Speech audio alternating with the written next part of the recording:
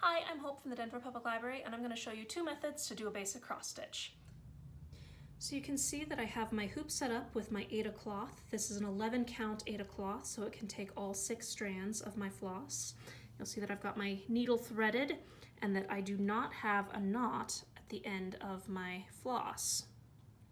And the reason for that is because I hate knots. I inevitably sew through them and then break my needle, and I hate that. So I'm going to teach you how to secure your cross stitches without having to tie any knots. So we're going to say that our first stitch is going to be right here. So you come up from the back of the fabric, and you don't want to pull all the way. So you're going to leave about that much of a tail on the back. And then I like the bottom half of my cross stitch to go this direction. If you prefer yours to go the other direction, that's fine, as long as you're consistent. It's just this kitty corner direction needs to be consistent so that your top kitty corner direction of the cross stitch can be consistent. It just makes the final product look a lot nicer. So to finish this cross stitch, I'm gonna go up, and before we pull this tight, we're going to make it so that this little tail that we've left at the back gets caught in the loop of our stitch, kind of like that, and then pull tight, and that secures it. So now we can keep cross stitching. I will finish my cross stitch like that.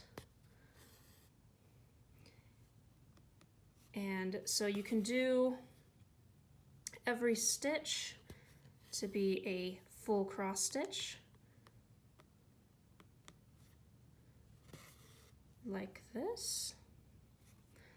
Or some people find it very helpful to do only half of the cross stitch at once.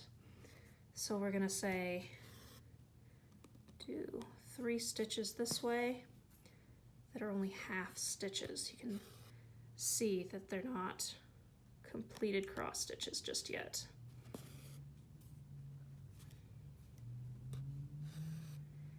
And then to complete them, you can just go back over them when you're done with your line. A lot of people find this useful for counting out how far a line should go, or they just find it easier to sew this way, or to control where the floss ends up so they don't have their floss going all over the place on the back of their fabric.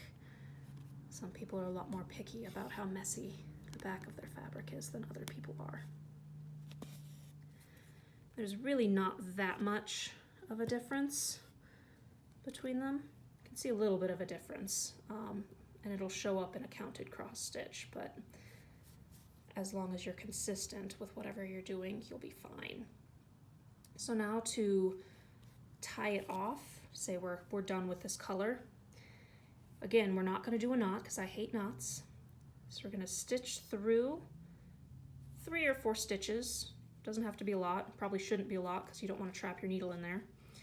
Just stitch through 3 or 4 stitches and pull your floss through, just like that. And then you can snip it off with your scissors, as close to that as you're comfortable with, and you have secured stitches. So give that a try, and I hope you have happy stitching.